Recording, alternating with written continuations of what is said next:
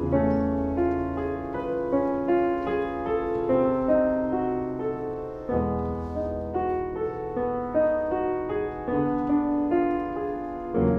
Eric, il y a foule dans ce dessin. Oui, il n'y a pas foule, c'est une indécence totale, puisque je crois on s'est arrêté de compter après 800. Il s'agit d'une œuvre exceptionnelle d'un artiste, plutôt architecte qu'artiste, qui s'appelait Thomas de Thomont, qui, dans les années 1780, après s'être lié avec Boullé, qui était un architecte extravagant et futuriste, et Percier et Fontaine, qui sont les architectes de Napoléon, qui ont structuré Paris, part en Italie pendant 4 ans, de 1785 à 89, où il étudie les œuvres de Piranèse, l'Antiquité grecque et romaine, et apprend tous les grands monuments romains.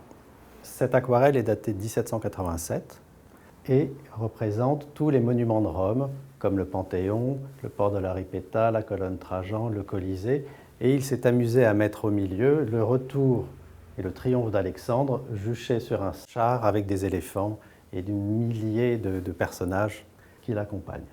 Donc au-delà de la beauté de la feuille, il y a la taille, puisque ça mesure 89 cm.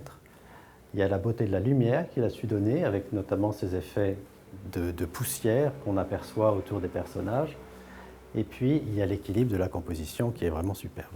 À son retour en 1789 en France, il fuit avec le comte d'Artois, futur Charles X, en exil, en Pologne, puis à Vienne, et il deviendra le grand architecte du tsar Alexandre Ier à Saint-Pétersbourg, où il construira l'essentiel des plus beaux monuments de cette ville.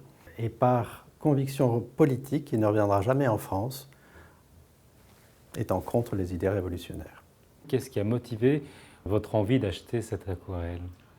Le côté exceptionnel, la taille, l'équilibre, la beauté des monuments, la beauté de l'aquarelle qui est vraiment plus ou moins sombre et plus ou moins brune suivant l'endroit qu'il veut représenter. Parce que vous avez la même gamme de couleurs au niveau de la colonne Trajan que le port ici, et les mêmes couleurs rose-brune.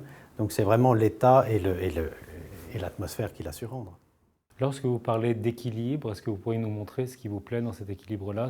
Alors vous avez le Panthéon au premier plan, mais si vous ne mettez pas la colonne Trajan, la composition tombe. Donc vraiment, c'est un équilibre savant, faussement désorganisé, mais extrêmement savant.